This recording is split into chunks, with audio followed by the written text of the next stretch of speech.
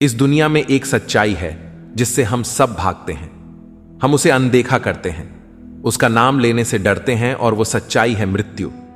जब भी हमारे घर के पास से कोई अर्थी गुजरती है तो हमारे कानों में एक ही आवाज गूंजती है, राम नाम सत्य है। हम सब ने वह मंजर देखा है, एक सफेद कफन में लिपटा हुआ शरीर।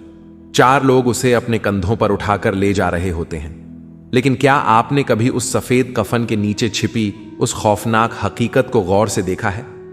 अगर आप ध्यान देंगे तो पाएंगे कि मरने के बाद इंसान के शरीर को सिर्फ ढका नहीं जाता, बल्कि उसे रस्सियों से बहुत कसकर बांधा जाता है।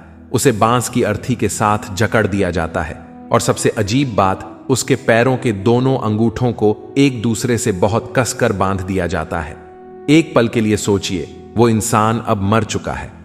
वो हिल नहीं सकता, वो भाग नहीं सकता, वह किसी का विरोध नहीं कर सकता। वह बस एक डेड बॉडी है। तो फिर उसे एक अपराधी की तरह, एक कैदी की तरह रस्सियों में जकड़ने की क्या जरूरत है? क्या यह सिर्फ उसे गिरने से बचाने के लिए है, या फिर इसके पीछे कोई ऐसा गहरा, काला और रूह कांपा देने वाला राज छिपा है जिसका जिक्र गरुड़ पुराण के उन पन्नों में किया गया है जिन्हें पढ़ने से भी लोग डरते हैं? क्या हो अगर मैं आपसे कहूं कि लाश को बांधना सिर्फ एक रस्म नहीं, बल्कि हमारे पूर्वजों द्वारा बनाया गया एक लॉक सिस्टम है, एक ऐसा सुरक्षा कवच जो उस मृत शरीर को नहीं बल्कि हम जिंदा लोगों को बचाता है? क्या हो अगर मैं आपसे कहूं कि अगर वह रस्सी खुल जाए या अगर वह अंगूठे ना बांधे जाएं, तो वह शरीर जो अभी अभी शांत पड़ा है वो फिर से हरकत कर सकता है।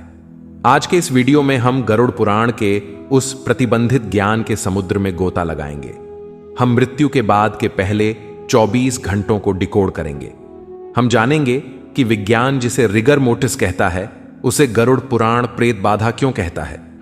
हम जानेंगे कि शव यात्रा में पीछे मुड़कर देखना मना क्यों है, और सबसे बड़ा सवाल, शमशान में खोपड़ी को डंडे से क्यों तोड़ा जाता है। कुर्सी की पेटी बांध लीजिए, क्योंकि आज हम मृत्यु के दरवाजे को खोलकर उसके अंदर झांकने वाले हैं। कहानी की शुरुआत होती है उस पल से जब डॉक्टर कह देता है, I am sorry, he is no more. हमारे लिए वह अंत है, लेकिन गरुड़ पुराण के अनुसार खेल तो अभी शुरू हुआ है। गरुड़ पुराण में भगवान विष्णु अपने वाहन गरुड़ को बताते हैं कि मृत्यु कोई एक झटके में होने वाली घटना नहीं है। यह एक प्रोसेस है, एक लंबी प्रक्रिया है। जब प्राण शरीर छोड़ते हैं तो शरीर उसी वक्त निर्जीव हो जाता है। बायोलॉजी के लिए यह सिर्फ कोशिकाओं यानी सेल्स का मरना है, लेकिन अध्यात्म के नजरिए से देखें तो उस वक्त कमरे का माहौल एकदम बदल जाता है। पुराणों में बताया गया है कि मरने के तुरंत बाद आत्मा को यह एहसास ही नहीं होता कि वह मर चुकी है। यह सुनने में अजीब लग सकता है, लेकिन इसे ऐसे समझिए जैसे आप एक बहुत गहरे सपने में हैं। जब आत्मा शरीर से बाहर निकलती है तो उसे लगता है कि वह सो रही है या बेहोश है। वह अपने ही शरीर को बिस्तर पर लेटा हुआ देखती है। वह अपने परिवार वालों को रोते हुए देखती है। वह अपनी पत्नी को, अपने बच्चों को पुकारती है, मैं यहां खड़ा हूं, तुम उस शरीर को देखकर क्यों रो रहे हो? लेकिन विडंबना यह है कि उसकी आवाज कोई नहीं सुन सकता। वह चिल्लाती है, वह छूने की कोशिश करती है, लेकिन उसका हाथ हवा के आर पार हो जाता है। और यही वह पल होता है जब उस आत्मा को सबसे बड़ा झटका लगता है। उसे एहसास होता है कि उसका कनेक्शन इस भौतिक दुनिया से टूट चुका है। और दोस्तों, यहीं से शुरू होता है खतरा। गरुड़ पुराण कहता है कि मृत्यु के बाद के कुछ घंटे आत्मा मोह यानी अटैचमेंट के जाल में सबसे ज्यादा फंसी होती है। जिस घर में उसने 80 साल बिताए, जिस शरीर को उसने इतना खिलाया पिलाया, उसे वह इतनी आसानी से कैसे छोड़ दे? आत्मा कंफ्यूज हो जाती है। उसे लगता है कि अगर वह दोबारा उस लेटे हुए शरीर में घुस जाए तो शायद वह फिर से जिंदा हो सकती है। यही वह वजह है कि शव को तुरंत बांधा जाता है। अब सवाल यह आता है कि शरीर को तो कहीं से भी बांधा जा सकता था, लेकिन पैरों के अंगूठों को एक दूसरे से जोड़कर बांधना क्यों जरूरी है? इसके पीछे गरुड़ पुराण और योग विज्ञान का एक बहुत गहरा कनेक्शन है। हमारे शरीर में 72,000 नाड़ियां होती हैं जिनमें प्राण ऊर्जा बहती है। योग शास्त्र कहता है कि हमारे शरीर में प्राण का प्रवाह पैरों से सिर की तरफ और सिर से पैरों की तरफ एक सर्किट में चलता है। जब इंसान मरता है तो यह ऊर्जा बिखरने लगती है, लेकिन शरीर में कुछ रिजुअल एनर्जी यानी बची खुची ऊर्जा रह जाती है। पैरों के अंगूठों को बांधना दरअसल उस सर्किट को शॉर्ट करने जैसा है। यह एक तरह का एनर्जी लॉक है। पुराने जमाने के आर्ष मुनि जानते थे कि अगर पैरों को खुला छोड़ दिया जाए तो आत्मा को अपने पुराने शरीर में वापस प्रवेश करने का रास्ता मिल सकता है।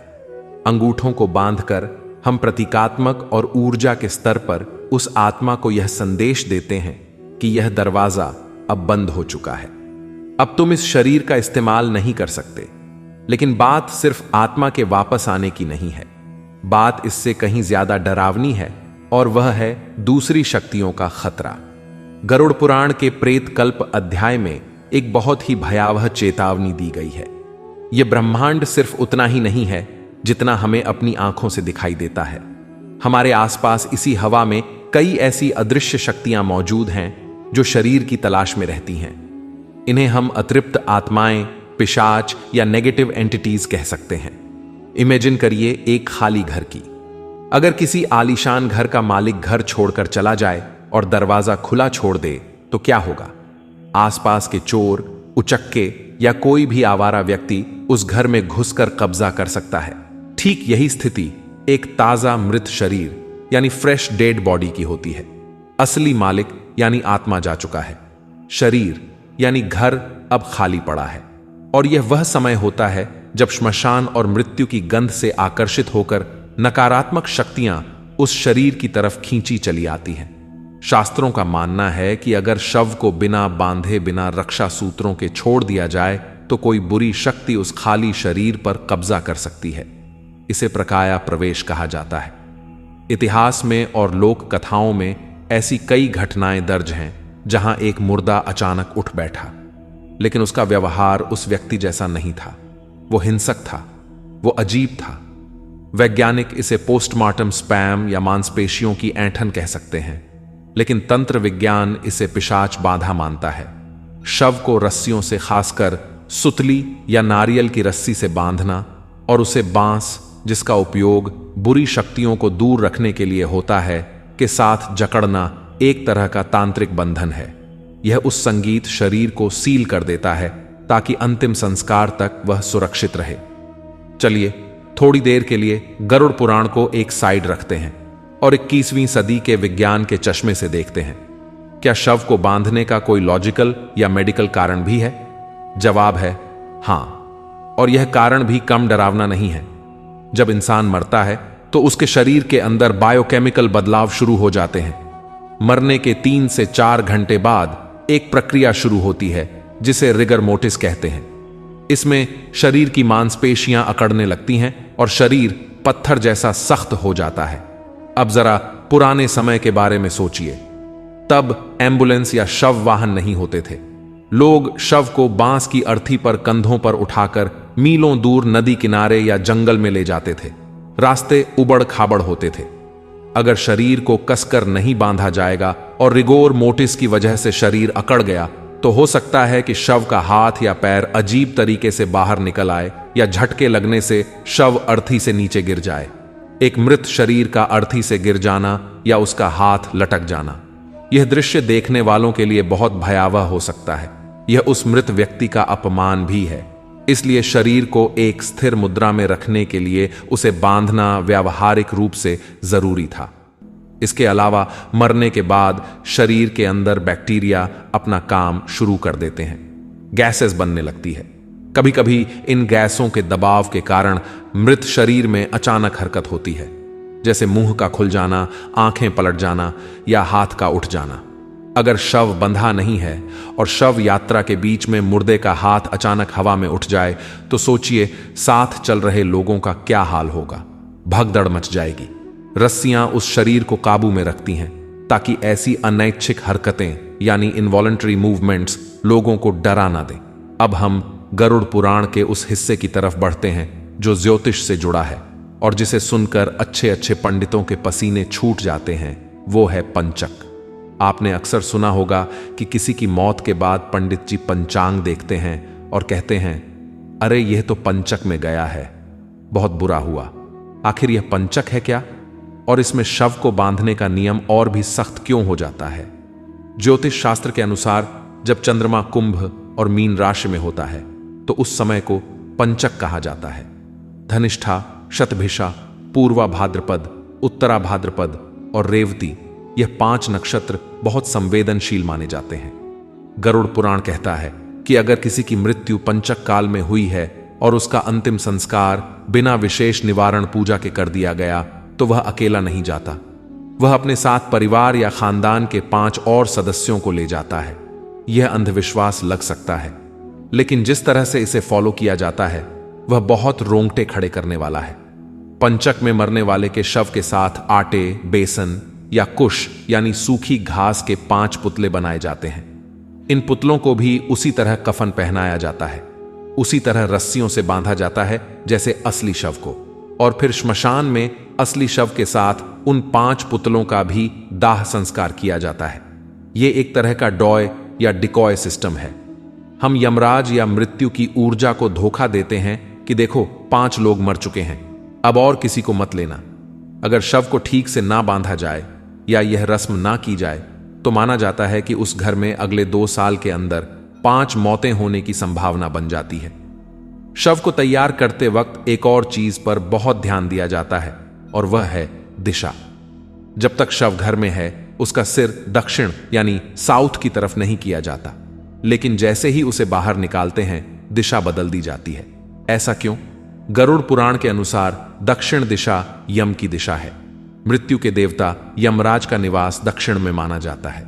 जब तक शरीर घर में है हम उसे जिंदा इंसान की तरह ट्रीट करते हैं, इसलिए उसका सिर उत्तर या पूर्व में रखते हैं। लेकिन जैसे ही उसे रस्सियों में बांधकर शव यात्रा के लिए उठाया जाता है उसका सिर शशान की तरफ और पैर घर की तरफ कर दिए जाते हैं।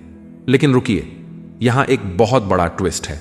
जब शव यात्रा आधे रास्ते पहुंचती है तो एक रस्म होती है जिसे विश्राम या अधमार्ग कहते हैं। यहां अर्थी को जमीन पर रखा जाता है, रस्सियां थोड़ी ढीली नहीं की जाती, लेकिन दिशा पूरी तरह पलट दी जाती है।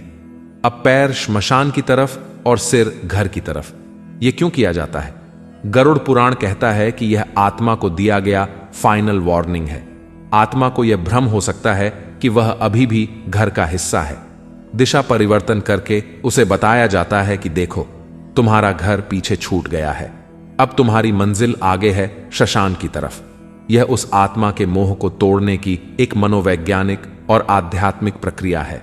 शव यात्रा जब चल रही होती है तो आपने देखा होगा कि लोग शव के ऊपर और पीछे की तरफ सिक्के और लया यानी मुरमुरे या जिसे पफ्ड राइस कहते हैं उन्हें फेंकते हुए चलते हैं। हमें लगता है कि यह दान है, हमें लगता है कि यह गरीबों के लिए फेंका जा रहा है, लेकिन दोस्तों सच्चाई जानकर आपकी रूह कांप जाएगी। गरुड़ पुराण और तंत्र शास्त्र कहता है कि श्मशान का रास्ता साधारण रास्ता नहीं होता। जब एक ताजा मृत शरीर सड़क से गुजरता है तो वह एक चुंबक की तरह दूसरी निचली शक्तियों को आकर्षित करता है। वह शक्तियां उस शरीर पर झपटना चाहती हैं। वह सिक्के और लया गरीबों के लिए नहीं बल्कि उन अदृश्य शक्तियों के लिए घूस है। इसे बलि कहा जाता है। हम उन चीजों को फेंक कर उन नकारात्मक शक्तियों का ध्यान भटकाते हैं ताकि वह उन चीजों को खाने या चुनने में व्यस्त हो जाएं और शव को सुरक्षित शशान तक पहुंचने दें। यह एक तरह का डिस्ट्रैक्शन मैकेनिज्म है। अब दृश्य बदलता है। शव श्मशान घाट पहुंच चुका है, चिता तैयार है, लकड़ियां सज चुकी हैं। शव को चिता पर लिटाया जाता है और ठीक इसी वक्त एक बहुत ही महत्वपूर्ण काम किया जाता है। जिन रस्सियों से, जिन गांठों से शरीर को पिछले 4 से 5 घंटों से जकड़ कर रखा गया था, उन्हें अब काट दिया जाता है। शरीर को सभी बंधनों से मुक्त कर दिया जाता है। अब आप पूछेंगे कि अगर बांधना इतना जरूरी था तो अब खोल क्यों दिया? यही गरुड़ पुराण का सार है। श्मशान भूमि को भगवान शिव का क्षेत्र माना जाता है। महाश्मशान यहां पहुंचने के बाद शरीर अब पंच तत्व यानी आग, पानी, मिट्टी, हवा, आकाश में विलीन होने के लिए तैयार है। गरुड़ पुराण स्पष्ट रूप से कहता है कि अग्नि संस्कार के समय जीव पर कोई बंधन नहीं होना चाहिए। अगर जलाते वक्त शरीर बंधा रह गया तो आत्मा को भी परलोक में बंधन महसूस होगा। वह मुक्ति प्राप्त नहीं कर पाएगी, वह उस स्थान से बंध जाएगी। रस्सियों का काम सिर्फ शव को सुरक्षित श्मशान तक पहुंचाना था। जैसे हम पार्सल पर टेप लगाते हैं ताकि वह टूटे नहीं, लेकिन इस्तेमाल करने से पहले टेप हटा देते हैं। ठीक वैसे ही शरीर को अग्नि को सौंपने से पहले उसे पूरी तरह आजाद किया जाता है। यहां तक कि अगर कफन में कोई गांठ लगाई गई थी तो उसे भी खोल दिया जाता है। अब आता है अंतिम संस्कार का वह हिस्सा जिसे देखने के लिए बहुत हिम्मत चाहिए, कपाल क्रिया। जब चिता जल रही होती है, शरीर लगभग आधा जल चुका होता है, तब घर का कोई सदस्य, आमतौर पर बड़ा बेटा, एक बड़ा सा बांस का डंडा लेता है और उस डंडे से जलते हुए शव की खोपड़ी पर जोर से प्रहार करता है, उसे तोड़ता है बीचों बीच से। यह सुनने में बहुत हिंसात्मक और क्रूर लगता है। कोई अपने ही पिता या भाई के सिर पर डंडा कैसे मार सकता है? लेकिन इसके पीछे गरुड़ पुराण का सबसे गहरा रहस्य छिपा है। हमारे शरीर में 7 चक्र होते हैं। सबसे ऊपर सिर के बीचों बीच होता है सहस्त्रार चक्र। योगी और संत अपनी इच्छा से इसी चक्र से प्राण त्यागते हैं, जिसे ब्रह्मरंध्र कहते हैं। लेकिन आम इंसान के प्राण अक्सर नीचे के द्वारों से, नाक, मुंह या मलमूत्र द्वार से निकलते हैं।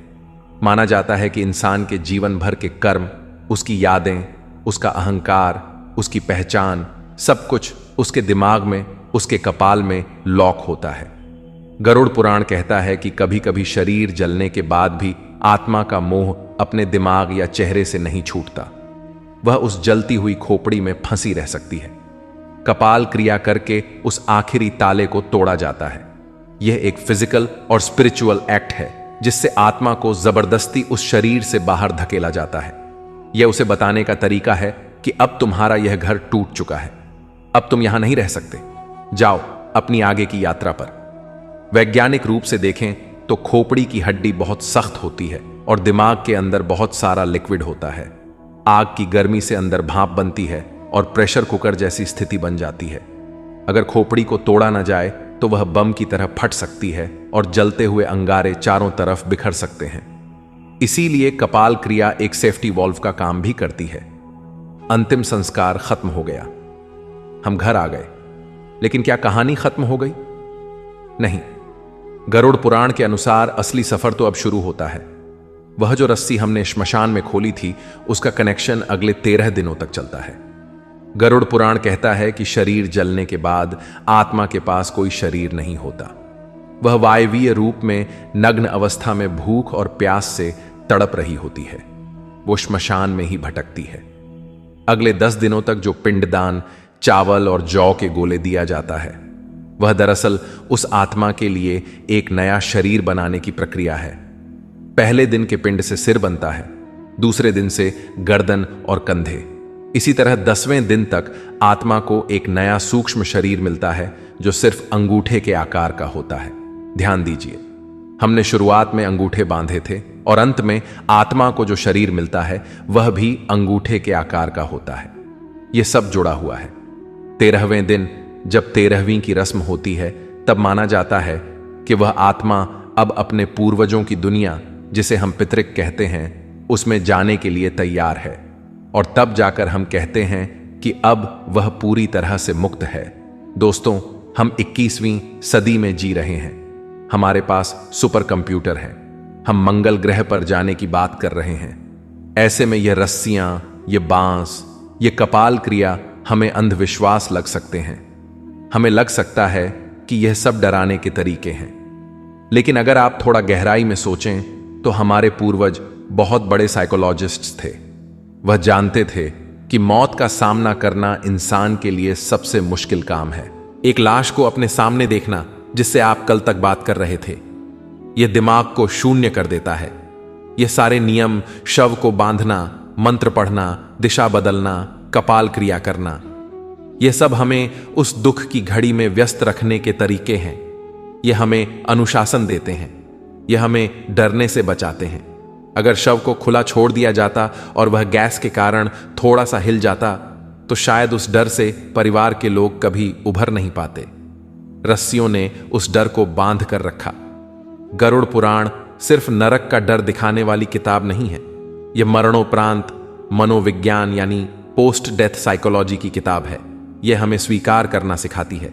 यह बताती है कि शरीर एक किराए का मकान था, जिसे खाली करने के बाद ताला लगाना जरूरी है ताकि कोई और कब्जा ना कर ले। तो अगली बार दुर्भाग्य से ही सही, अगर आपको कोई शव यात्रा दिखे और आप उस सफेद कफन पर बंधी रस्सियों को देखें तो डरिएगा मत, बल्कि यह समझिएगा कि वह रस्सियां उस आत्मा की गुलामी नहीं, बल्कि उसकी आजादी की पहली सीढ़ी है। वो रस्सियां इस बात का सबूत हैं कि जो आया है उसे जाना होगा, और जाने के लिए मोह के धागों को तोड़ना होगा, लेकिन शरीर के धागों को बांधना होगा। जीवन अनमोल है, इसे हंस कर जिए, क्योंकि अंत में हम सबको उसी बांस की अर्थी पर जाना है। उन्हीं रस्सियों में बंधकर फर्क सिर्फ इतना है कि किसी के लिए लोग रोएंगे और किसी के लिए लोग कहेंगे अच्छा हुआ चला गया।